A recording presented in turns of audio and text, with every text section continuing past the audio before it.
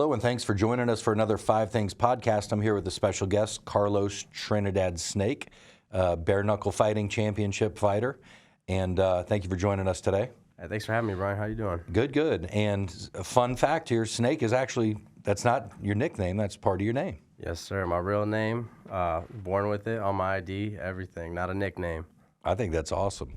Of course, any name like Carlos Trinidad-Snake sounds good next to Brian Smith, right? Ah, there you go. So just before I forget, upcoming fight, October 25th this year, 2025, in case you're listening to this in like 2030 or something. But BKFC 83, so you're fighting Jimmy Sweeney in Rome, Italy. It's pretty awesome. Is this going to be your first time in Rome? First time in Rome, first time in Italy, yes, sir. Okay, I've never been there. It's definitely Rome, like Italy and Greece. Like, I just want to spend like 30 to 60 days there. There's so much to see, so much history. Go ahead. How does that typically work? You get over there like a week or two early, or what's the plan? So I went to Dubai in April when I fought, and when I went over there, I took 2 weeks just to acclimate to the time and everything. And so I'm gonna do the same thing with this fight. I'm gonna take 2 weeks. I'll be over there in Rome. When I'm there, strictly business. Don't really take too much time exploring or doing too much. I just like to train and lock in and focus on the fight. Yeah, well, that makes sense. Who's typically going with you? You've got probably 2 or 3 corner people with you? I take my brother, Blaine Richards. He's a former CFFC 170 champion. Bad dude. Yes, sir. Yeah. And then my coach, Danny Molina. And this time I'm taking this, he's a little 20-year-old kid, and his name is Jesus. And he trains in my gym, but he's just, he is a monster, man. He's going to be up-and-comer. He's going to be on posters when he grows up. And I just want to show him a big fight experience and let him see the big lights and let him see how it feels. That's awesome. So you're 29 years old. We were just talking about this before we got going. My son was born my middle son was born like 4 days after you, which is crazy because I don't feel that much older. Yeah. You know, it's one of these things as you get older, you don't really feel older. But grew up in Omaha, Nebraska, or Nebraska in general? I'm from Sioux City, Iowa. I grew up okay. Between there and Winnebago, Nebraska. It's a small reservation, just like 15, 20 minutes outside the city. Okay. But I moved over to Omaha when I was about 17, and then I started training MMA, boxing, everything again when I was 17 right there in Omaha. Okay, so boxing right out of the gate. Right out of the gate, MMA, boxing, everything. Okay. Now, have you because obviously you're in bare-knuckle fighting. Yeah. There's no takedowns, things like. You mind explaining just to people that haven't watched bare-knuckle what kind of the difference between that and the UFC would be? Yeah, it's just fighting, no gloves, stand up, get a little bit of clinch in there, and smaller rounds, so a little bit more action in there. Smaller fight times, 5 rounds, 2-minute rounds, and just violence for 2 minutes. Yeah, so just bare-knuckle. Can you elbow? No elbows? Not yet. So it's basically like boxing, except without the gloves. Yes, sir. And you get it clinch a little bit. Like I said, you get throwing a Muay Thai clinch in there. Okay. Underhand, overhand, something. No knees? No knees. Okay. All right, just straight up, like out in the backyard kind of settle things. Yeah, old school, man, old school. You know, shout out to Fighting Solves Everything brand here. You know? Yeah, Soldier Sports. Yep. It's ultimately just getting in the backyard and taking care of some business, right? 100%. 6-0 as a pro. You had a kick-ass amateur career. I looked at your record today. It was the first time I ever looked at like the amateur stuff and all that kind of stuff. But 6-1 as a pro and lost a very close split decision for a championship. You know, one judge sees it slightly differently. You're the champ right now. So, what do you take away from that experience? Just from the whole fight itself. I do feel like I lost, but I don't feel like I was beaten. And just a little elaborate on that. Yeah. Like, if I was like knocked out or something, like it'd been indefinite. Like, yeah, the man beat me. He was a better man that night. With just a split decision, like it just leaves it up in the air. Obviously, after the 5th round, it was a draw, so we had to go to the sudden death round. Personally, I feel like I won it, but as a professional athlete, I feel like the onus is on me to correct my mistakes, to recognize my mistakes and correct them. So I do feel like I left a little bit on the table there. Next fight, we're just going for the finish, 100%. There you go. You live and learn. And I think the best thing, and I've seen this with some fighters and obviously in business, you know, listening to business owners talk and things like that. the thing that I'm always quick to do is say, no matter what happens, it's my fault. Because if someone screwed me over in a deal, they didn't live up to their part of it, well, I chose to go into business with that person, or I chose to do that deal with that person. So I do have some responsibility here. Yes. And, you know, if I don't have a remedy to clear that up, I didn't set myself up to win. I set myself up for failure.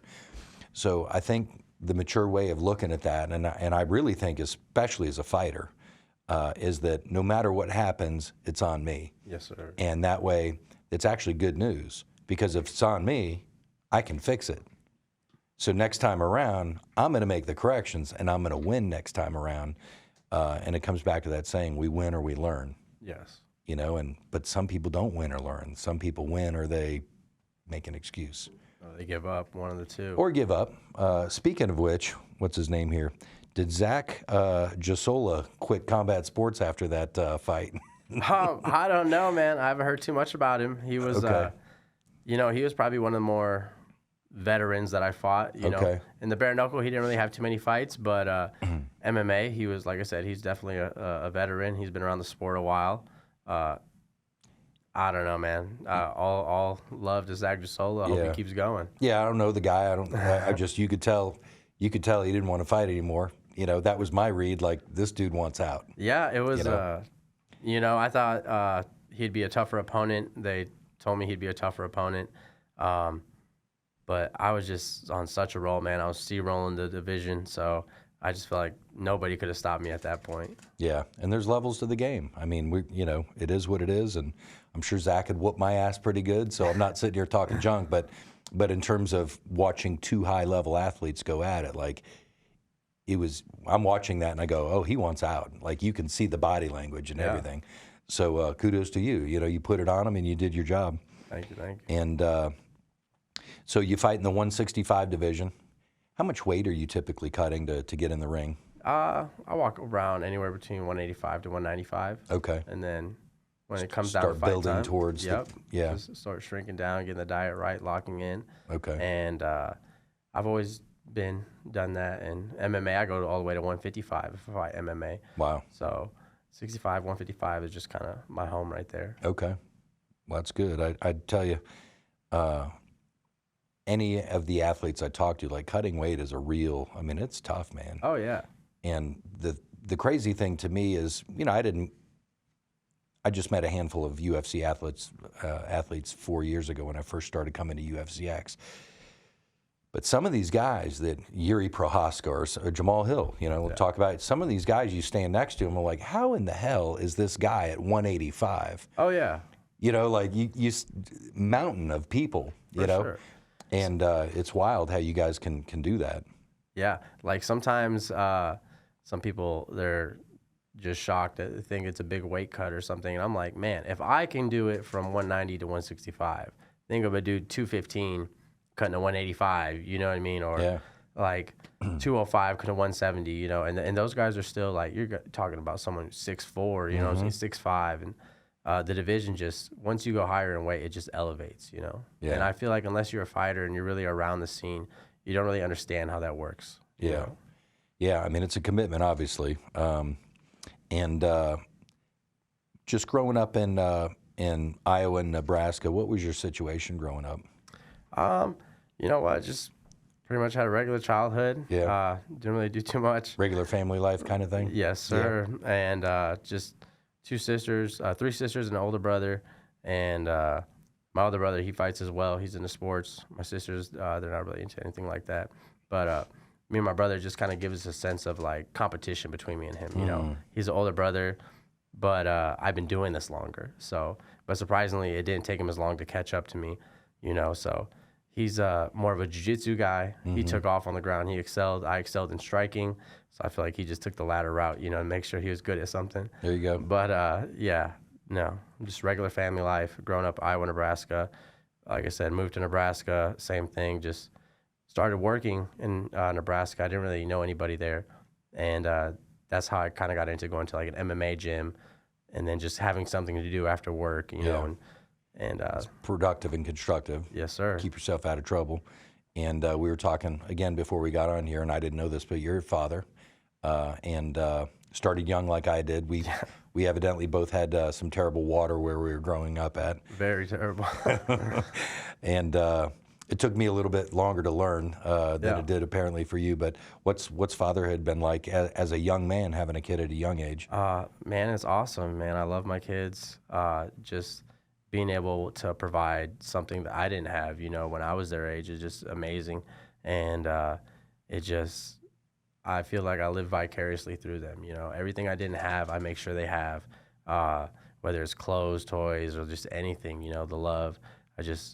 I love them so much, and they definitely a big part of my fight, and they drive me to be the best, and they believe in me, and they're behind my back 100%. So they're big supporters, and it means so much to me that, they love what I do, and they're able to support me. Yeah, it's cool. It must be wild for them being able to see Dad fight on TV. Oh, yeah. Oh, yeah. I drop her off at school. She tells all her friends, like, oh, my dad's, a big fighter and this and that. And sometimes they don't believe her, they see me and they're just like, oh, my gosh. So it's a surreal feeling, I'm glad I can give them a little credit at school, hype them up. Let me ask you this. What do you think has been one of the toughest things as a parent for someone who maybe has a child on the way but not quite a father yet? What's been one of the tougher things that you've learned along the way? If you had to shoot from the hip on something. Just love your kids and cherish every moment because it goes by so fast. I honestly don't feel like I thought about time as much until I had children, and I just watched their evolution and how fast they grow. And then it's like, man, I felt like 3 weeks ago you couldn't walk or, you couldn't talk, and they grow. They're talking back. Yes, they're talking back. They grow. So, they're spending your money. Yeah. They want everything. Yes. Yeah. And it's amazing. And it's sad how fast the time goes by. It's so true. So just cherish every moment and take all the pictures you can, and then cherish your memories. Which is, thank God for these phones now. I mean, we got photos all the time and storage, everything. But like when you were born, there was we had like a disposable camera. I think I could ask my mom and she'll bust out like a handful of photos. Handful of pictures, yeah. Some Polaroids or literally, something. yeah. I think I've got like maybe 10 pictures of when I was in the military. And that's a 3-year period. Yes. So. We are grateful, or we're fortunate to have so many photos now. Yes, now sir. we've got 6,800 pictures of food in our phone. Who's one of the more important people? Now there's a lot of people, obviously, Yes. But if you had to randomly take one person that maybe impacted your combat sports journey at an early age, who would that be? Honestly, I would just have to say, like myself, I think I don't have any family that did any sports or any combat thing like that. Like I told you, I wanted something to do after like school, after work. Sure. I started training, and I just kind of took the initiative to do something. I remember one time I had my father drop me off for one of my fights, and he was telling me like, son, you got to do this, you got to do this. And I told him like don't take that from me. Like I got up and I do this every day. I train hard. Like I'm ranked on a world scale, And who's giving you pointers? And I was telling my dad, like, this isn't what you do. Like, this is something I've done, And that's what I mean when I say I give myself credit, because nobody was holding my hand to took the initiative. Go to practice, go do this, cut your weight and do that. I just did it all myself. So I feel like if you truly want to do something, you'll get up and you do it. So always believe in yourself and always take chances on yourself, 100%. Yeah. Well, that's awesome. And maybe did a coach early on or anything kind of take you under the wing, see that you were really hungry or, striving? 100%. So then I have my two coaches, Coach Scott Morton and Coach Scott Danny Molina. And it's actually my Coach Scott's birthday today. Oh, okay. He passed away last year, so happy heavenly birthday to my coach. Yeah. And but I've been rocking with them since I was 19. I'm 29, about to be 30. I like to consider myself a grown man. And so they've raised me, since I was really young, and they've helped me stay on the right path, choose the right path, and got me where I am today. Yeah, a decade goes by fast. 100%, so fast. Yeah, and you're in your fighting prime. I mean, you're right there, ready to crack some skulls. Oh yeah, man, ready to take on the world. And one of the things that you've got a sports agency that they do a good job for sure. But I like the fact you're starting to, you've got a business side to you. You're starting to think about that next level, which, in my humble opinion, when you're on the way up, you don't want to think about business after the fighting career. You want to think about it during. And obviously, championships and fighting and, learning every little intricacy to be the best at what you do is super important. But also laying the foundation for the next chapter. Yes, sir. Is super important. Yeah, and I feel like that just, you learn little things as you go and along the way, and the people you meet. And early on in my career, I don't feel like I was ready for anything like that. As I'm elevating, just collecting a little bit more money and stuff like that, surrounding myself with bigger names, bigger people, and just elevating everything. I feel like it's more important to utilize everybody and their resources and stuff like that when you meet them. And so that's why I'm big on like networking and everything I do, 100%. Yeah, there's an old saying, it's all about who you know, and I like putting a different spin on that. Again, being a lifetime, been self-employed almost my whole life and business owner, but it's, a lot of people say it's all about who you know, and I actually say it's not. It's about who knows you. So I could know Carlos Trinidad-Snake, but if you don't know me, if you don't know, like, and trust me, if someone, said, what do you think about Brian Smith? You're like, oh, I don't know. I don't know him that well. I met him a couple times. Seems all right. But you don't really know me. And so when people get to know, like, and trust you, that's when things can happen. When, if I'm doing a business venture and I'm looking for capital and investment, and there's a successful guy that says, you know what, I've known Brian for 20-something years, and integrity, like ethics, like won't lie to you, like all that kind of stuff. That's when people know, like, and trust you. And that's, but that all starts with networking, and getting to know people. So I think that's really smart. And I met you originally in L.A. Where Jamal's fight, and Jamal Hill was fighting Erie. Yeah. I mean, two bad dudes going at it, but that was a great time. And we did had a little Funk Harbor rum afterwards at the hotel. It was a great time. But that's where we met. I met Blaine the same night as well. Yes, sir. And now, have you done some training with Jamal in the past, or just kind of a friendship? No, I've always trained. I started training with him. He started training with my coach, Anthony. Anthony Smith is actually one of my coaches. Okay. And so he came down to help him get ready for one of his fights. I met Jamal, and he was just like, every time I come to the gym, you're in the gym. And he was just like, hey, you want to be part of my camp? And I was like, oh, man, what an opportunity.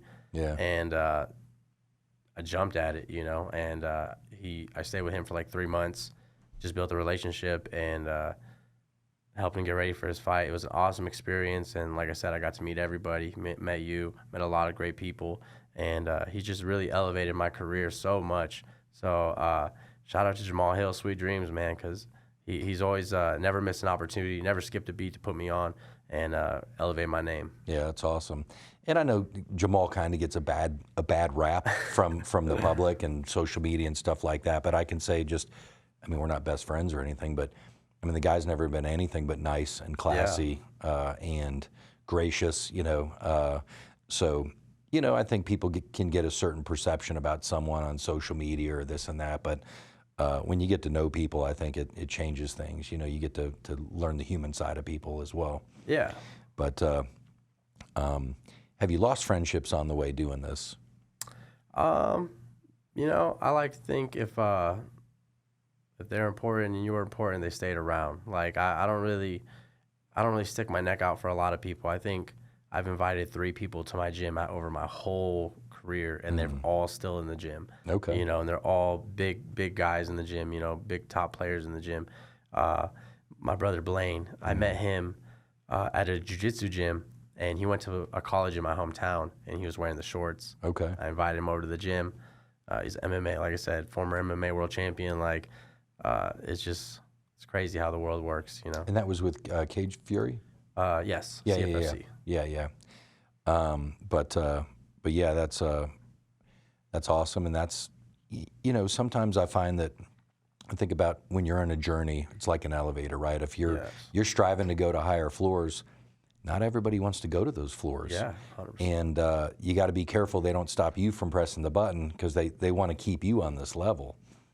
And I think it's unconsciously a lot of people will hold you back, not even knowing what they're doing, but they just don't want you to elevate because they're not willing to go there. And then sometimes it just creates a natural friction to where you just kind of drift apart.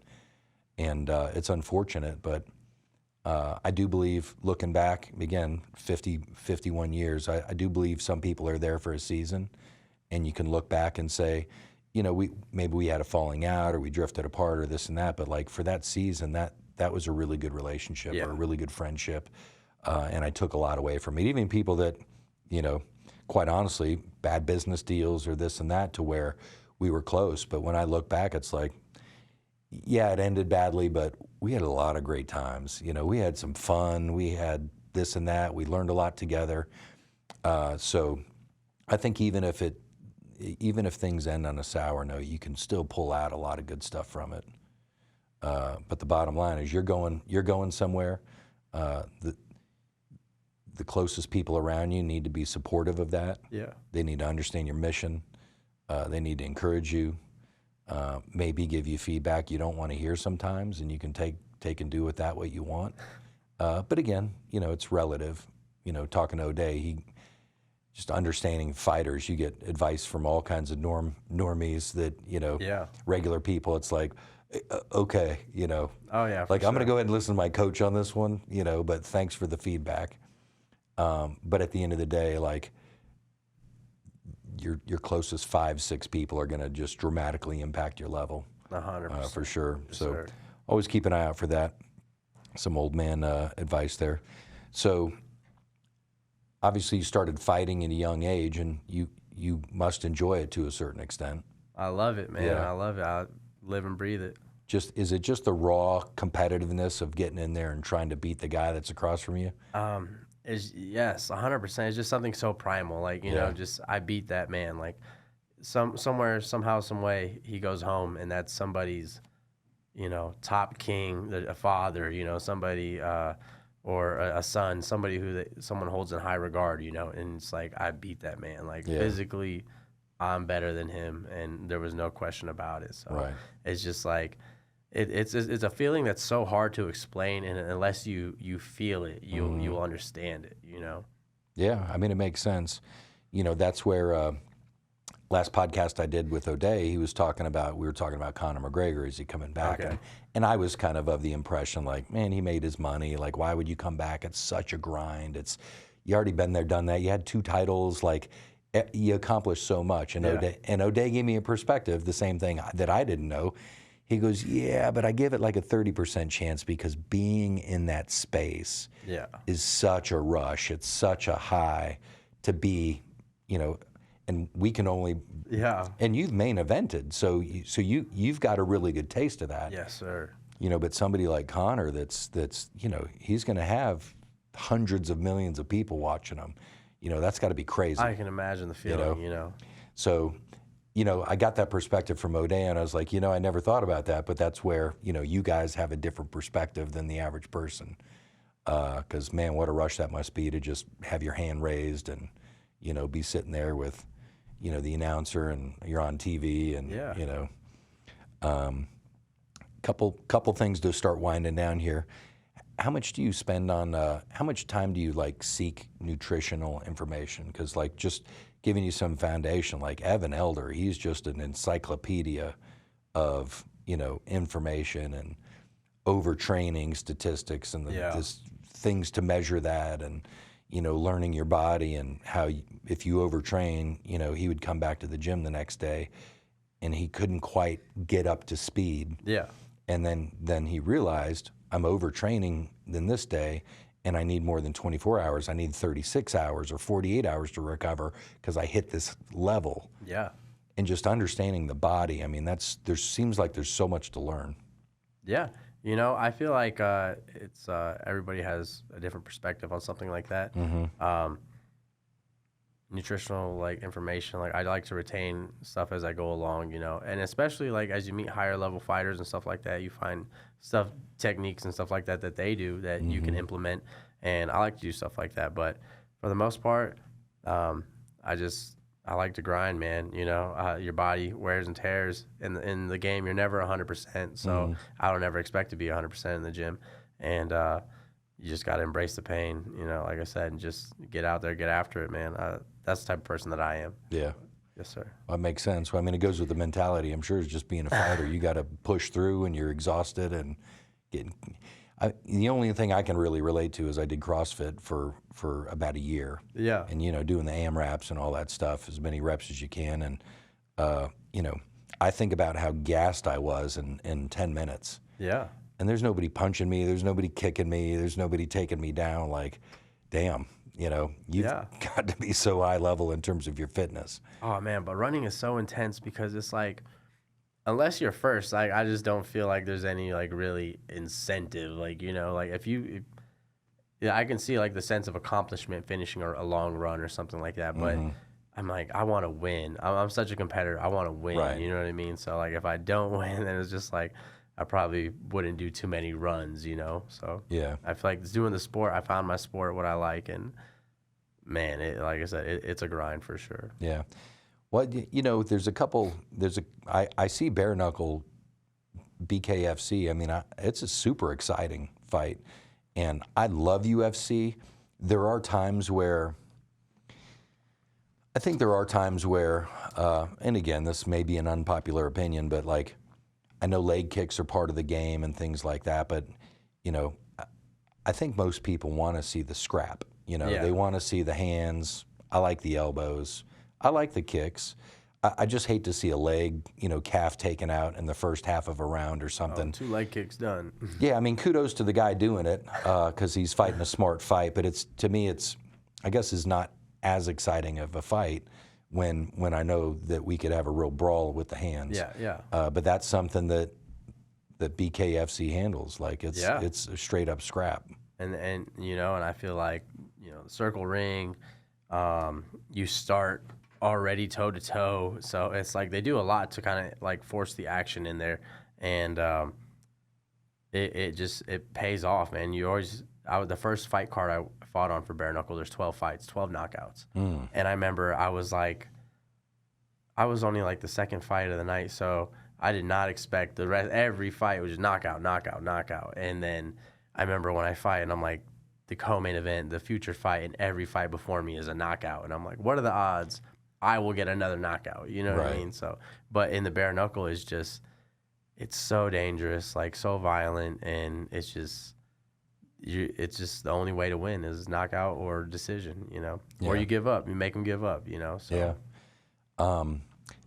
Do you find that? I mean, defense is obviously important in any of the sports, but I mean, when you're so close quarters like that.